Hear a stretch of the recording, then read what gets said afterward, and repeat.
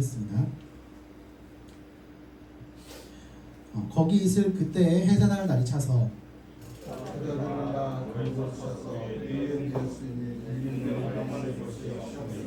그 지역의 목자들이 밤에 밖에서 자기 양떼를 지키더니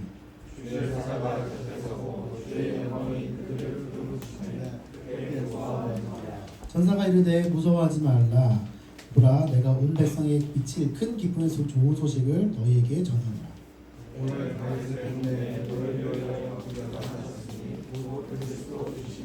너희가 가서 강보에 싸서 굴 위에 누워 있는 아기를 보리니 이것이 너희에게 표적이니라 하더니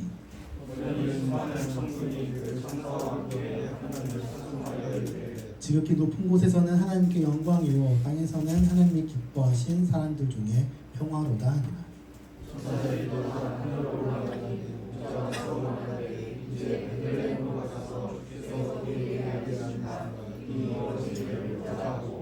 빨리 가서 마리아와 요셉과 그 위에 누인 아기를 찾아서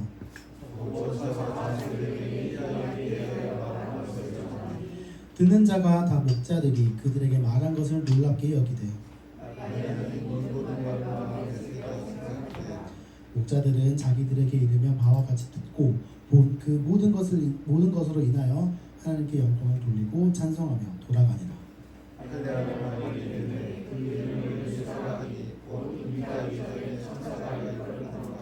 모세의 법대로 정결 예식의 날이 참에 아기를 데리고 예루살렘에 올라가니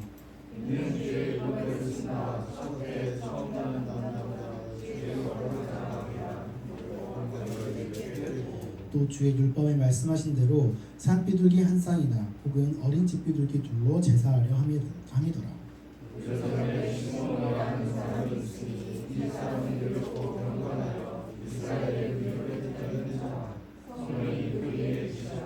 그가 주의 그리스도를 보기 전에는 죽지 아니하리라 하는 성령의 지시를 받았더니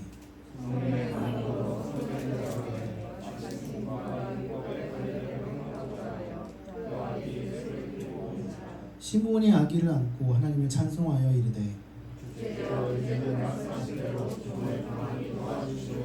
내 눈이 주의 구원을 보았사오니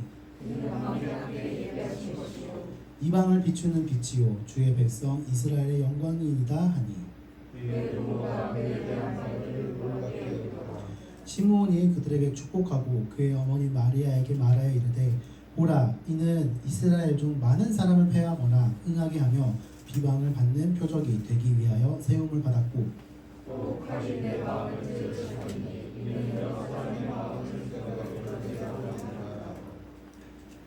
또 아셀 지파 바누엘의 딸 안나라는 선지자가 있어 나이가 매우 많았더라. 그가 결혼한 후 7해 동안 남편과 함께 살다가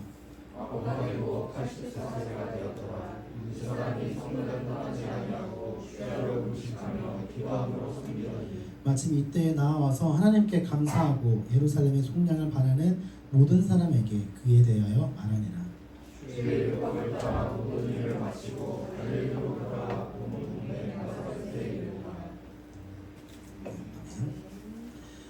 이제 성탄절이 다가옵니다. 이번 주 목요일인가요? 성탄절이 25일, 그렇죠? 네. 그리고 그날에 이제 우리 예수님 믿는 기독교인들에게는 가장 큰 절기 중에 하나이기도 하죠. 어떠신가요?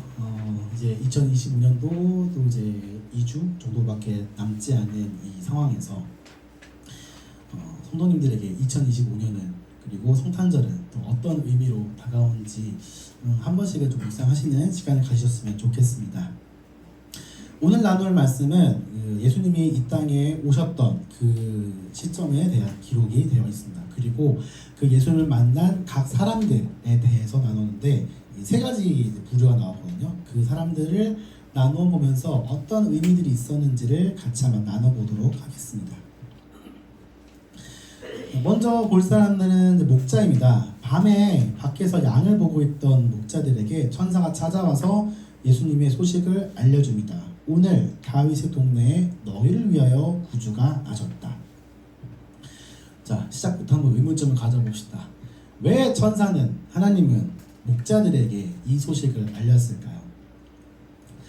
그 당시에는 그 소식을 널리 전파할 수단이 좀 제한적이다 보니까 그냥 제 생각에는 이렇게 다른 지역을 왔다 갔다 하는 상인들이나 아니면은 이렇게 소식을 빠르게 전달하는 그런 전령들 이런 사람들에게 전파하면은 조금 더 멀리 그리고 또 효과적으로 소식을 전파할 수 있을 텐데 왜 굳이 목자들에게 이 말씀을 전했는지 그거를 한번 더 고민해봤으면 좋겠어요. 아니면은 그 당시 종교 지도자들이 바리새인들이나 사두개인들에게 전한거나 혹은 율법을 그동안 지켜왔고 하나님의 말씀을 잘 지켜온 사람에게 이 예수님의 나심을 알려줬다면은 조금 더 효율적으로 전파되지 않았었을까 하는 그런 제 개인적인 생각을 한번 해보거든요. 근데 하나님께서는 그렇게 하지 않으셨고 목자들에게 말씀하셨습니다. 물론 그 예수님께서 말씀하셨을 때 당시 바리새인들이나 사두개인들이 그 율법을 제대로 안 지키고 있고, 그러니까 표면적으로만 지키고 있고 좀 못 믿어서 말씀을 전하시지 않은 것도 있겠지만 목자들을 택하신 것, 요거에 조금 더 중점을 둬서 한번 나눠보도록 하겠습니다. 이 당시 목자들은 이 양들을 키워서 성전에 이 제사를 드리러 올라갈 때 제물을 같이 이제 올려야 되거든요. 그 제물을 판매하는 그런 경제적인 그런 활동을 했었습니다. 근데 이 경제 시스템이 꽤나 자리가 잘 잡혀있던 시스템이었어요. 그러니까 지금 그 자본주의 사회에서 흔히 말하는 공급과 수요에 의해서 발생되는 그런 자연스러운 그 현상이었죠. 그 누가복음 19장 45절에서 46절에 예수님께서 그 성전에서 그 장사하는 그 사람들을 내쫓으시면서 내 집은 기도하는 집이다 라고 말씀하셨던 것, 이것도 이제 똑같이 그 재물을 드리러 재물을 올리러 오는 사람들에게 비둘기나 이것도 판매를 했었거든요. 그런 사람들을 이제 다 매대를 뒤엎으시면서 예수님께서 말씀하셨던 것이 이제 기록이 되어 있기도 합니다.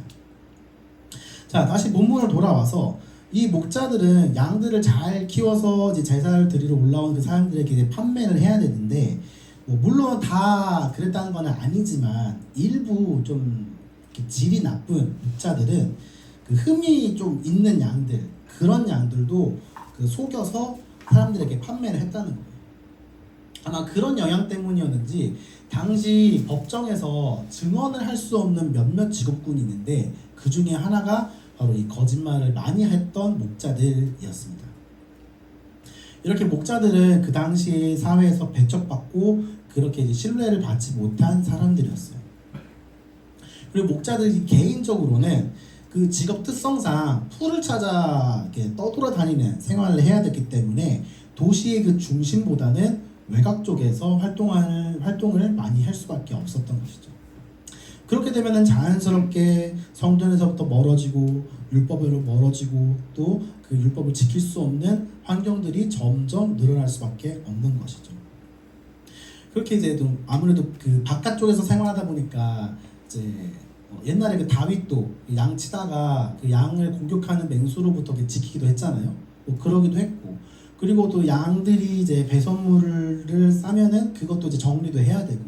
근데 이 배설물을 처리하는 과정도 율법에 어긋난 행동이기도 했습니다. 그 전에 저희가 레위기 11장 나눴을 때 39절, 너희가 먹을 만한 짐승이 죽은 때에 그 죽음을 만지는 자는 저녁까지 부정할 것이며, 배설물을 만진다든지 아니면 죽은 양을 만질 때 율법에 좀 어긋난 행동을 할 수밖에 없는 게 그 당시 목자들의 상황이었다는 것이죠. 하나님께서는 그런 목자들을 택하셔서 성탄의 소식을 알렸습니다. 공동체로부터 떨어져서 말씀을 가까이 하지 못해 말씀에 목말라 하던 그 목자들에게 하나님께서는 그 성탄의 기쁨의 소식을 가장 먼저 알리셨다는 것이죠.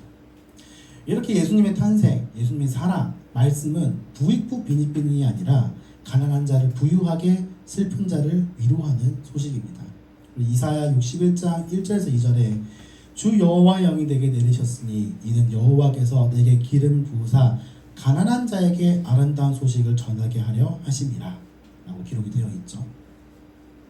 그리고 예수님께서도 직접 본인이 왜 내가 이 세상에 왔는지, 내가 어떠한 일을 할 것인지도 직접 선포를 하셨습니다. 누가복음 4장 16절에 예수님께서 회당에서 선포하셨던 그 말씀도 이 이사야 61장을 인용한 것이죠.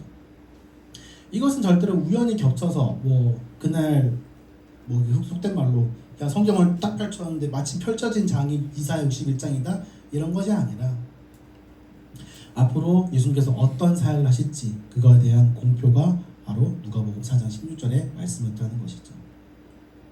저와 성도님들에게도 그런 예수님의 탄생이 기쁨으로 다가오시기를 주님의 이름으로 소망합니다. 자, 이제 두 번째로 만날 사람은 시므온입니다. 25절에서 35절에 기록되어 있는 이 시므온은 의롭고 경건하여 이스라엘의 위로를 기다리는 자라고 적혀 있습니다. 그는 성령님으로부터 한 가지 지시를 받습니다. 그리스도를 보기 전까지는 죽지 아니하리라. 이 말씀 하나만으로 시므온은 그 오랜 세월을 살아온 사람이죠. 그리고 그가 그토록 기다려오던 이스라엘의 위로 아기 예수님을 만납니다. 율법에 따라 제사를 드리러 올라오는 그 요셉과 마리아는 시므온을 만나게 됩니다. 참고로 이 율법도 저희가 지난해 나눴던 레위기 12장에 산모가 아들을 출산하면 정결해진 율법, 그 율법이 어떻게 되어 있고 또 어떤 제물을 올려야 된다라는 것도 이미 저희가 나눈 적이 있습니다. 계속해서 본문을 보시면은 그 시므온은 아기 예수님을 안고 하나님께 찬송을 드립니다. 주제여 이제 말씀하신 대로 종을 평안히 도와주시는도다. 내 눈이 주의 구원을 보았사오니 만민 앞에 예배하신 것이요 이방을 비추는 빛이요 이스라엘의 영광이니이다 하니. 자, 시므온은 어떻게 예수님을 알아봤을까요? 답은 의외로 간단합니다. 25절에 성령이 그 위에 계시더라. 그리고 26절에 성령의 지시를 받았다. 시므온이 이 말씀 받고 예수님을 얼마나 기다렸는지는 성경에 정확히 기록되어 있지는 않지만 확실한 것은 그가 성령으로부터 말씀을 받아 살아왔다는 것입니다. 이것은 그 당시 말씀 표면적으로 그리고 다른 사람들에게 보여주기 식으로 따랐던 그 다른 유대인들과는 달리 그는 말씀이 어떻게 이루어질 것이고 그 이루어질지를 사람의 지식으로 예측하는 것이 아니라 성령의 감동으로 기다렸다는 것이죠. 그리고 계속해서 그 고백을 살펴보시면은 두 가지로 나눠서 볼 수 있는데 31에서 32절 그리고 34에서 35절 이렇게 두 가지로 나눠서 볼 수 있습니다. 전자는 예수님이 어떤 분인지를 그리고 후자는 예수님께서 어떤 사역을 또 어떻게 사람들에게 보여줄지를 나타내는 그런 예언이라고도 볼 수가 있는 것이죠. 근데 이 시므온이라는 사람을 다시 한 번 더 자세히 보시면은 25절에 그의 직위나 계급이 적혀 있지 않아요. 무슨 얘기냐? 보통 성경이 어떤 사람을 소개할 때는 어느 지파의 누구의 아들, 누구, 제사장 누구 이렇게 적혀 있거든요. 당장 그 바로 다음에 저희가 36절에 그 안나라는 그 선지자를 나눴을 때 이렇게 적혀 있어요. 아셀 지파 바누엘의 딸 안나라는 선지자라고 적혀 있어요. 근데 시므온은 그냥 시므온 딱 그것만 이름이 써 있습니다. 아마 시므온은 제 생각에는 일반 백성이지 않았을까? 그냥 평범한 사람이지 않았었을까? 하는 생각이 듭니다. 근데 이게 왜요? 라고 하시면은 앞서 나눴던 그 목자들의 상황에 다시 한 번 더 말씀을 드리려고 해요. 예수님께서는 어떤 특정 그룹에, 특정 계급에 한정지어서 오신 분이 아니라는 것을 말씀드리고 싶은 겁니다. 말씀을 기다리는 자, 의에 줄이고 목마른 자, 가난한 자를 위해 예수님은 오신 것이죠. 그리고 32절에 이방을 비추는 빛, 이것도 중요한 겁니다. 예수님은 이스라엘을 위해서만 오신 게 아니고 만민을 위해, 모든 사람을 위해 오신 분이라는 것을 저희는 잊지 않았으면 좋겠습니다. 하지만 이스라엘을 기다렸던 메시아는 조금 다른 모습이었어요. 다윗처럼, 솔로몬처럼 강력한 그 권력을 지니고 왕으로 와서 로마의 압제로부터 우리를 구원해줄 메시아, 그리고 세상을 정복해서 이제 하나님을 모르는 그런 이방인들, 그 유대인들이 보는 그 이방인은 그 소위 말하는 개, 돼지 취급을 했었거든요. 하나님 모르는 그런 미개한 종족들, 저 미개한 종족들 다 쓸어버리고 오직 우리 유대인들만 행복하게 살 수 있는 그런 세상을 만들어줄 메시아를 기다렸다는 것이죠.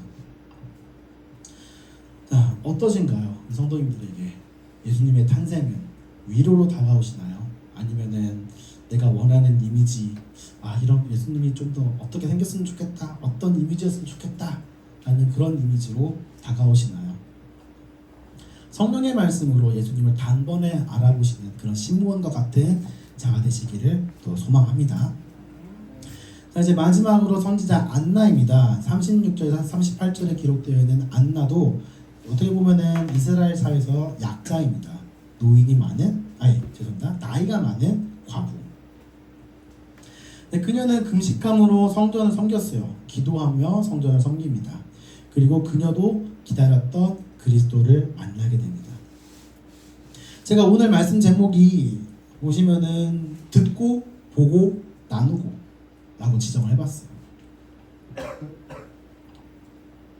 많은 사람들이 그 성탄의 기쁨을 기념합니다. 아기 예수님의 탄생을 기념해서 많은 교회에서든 뭐 이렇게 성탄절 예배도 더 특별하게 드리고 뭐 연극도 하고 저도 되게 어렸을 때는 이렇게 뮤지컬도 하고 뭐 연극도 하고 꼭 그런 거 있었죠. 되게 이렇게 이제 막 말을 하고 글을 읽는 애기 이제 앞에다 데려놨다가 오늘 말씀 읽었던 것처럼 누가복음 2장 14절에 지극히 높은 곳에서 하나님께 영광이 그걸 이제 한번 읽게 하는 그런 것들도 많이 있었잖아요. 그러면 성도님들 얘기가 너무 귀여워서 막 정신 못 차리시고 그런 것도 되게 많이 있었잖아요. 근데 세상에서는 이 성탄절을 어떻게 보낼까요? 연말 분위기에 맞춰 즐겁게 연인들과 함께 행복하게 지내는 그런 빨간 날 중에 하나로 아마 보내지 않을까 싶습니다. 근데 성경은 분명히 기록하고 있어요. 땅 끝까지 복음을 전하라고. 그리고 아까 우리가 읽었던 이사야서에서도 분명히 기록되어 있습니다. 43장 10절에 나 여호와가 말하노라 너희는 나의 증인이라고. 저와 성도님들은 세상보다 먼저 성탄의 소식을 들었습니다. 그리고 말씀을 통하여서 예수님이 어떤 분인지를 보았어요. 이제는 나눌 차례입니다. 예수님은 믿는 사람들을 위해서만 오신 것이 아니라 모든 사람들을 위해 오셨습니다. 그렇게 빛으로 오신 예수님을 나누며 성탄의 기쁨을 진정으로 누리는 시간이 되시기를 간절히 소망합니다. 자, 이제 오늘 말씀을 한번 마무리 지으려고 합니다. 오늘 우리가 나눴던 누가복음 2장 6절에서 39절에서 세 사람을 만났습니다. 목자들, 시므온, 그리고 선지자 안나. 이들은 공동체에 속하지 못하고 사회적으로 신뢰를 받지도 못했고 성전 바깥에 맴돌면서 양을 키우던 목자들에게 성탄의 소식을 알렸습니다.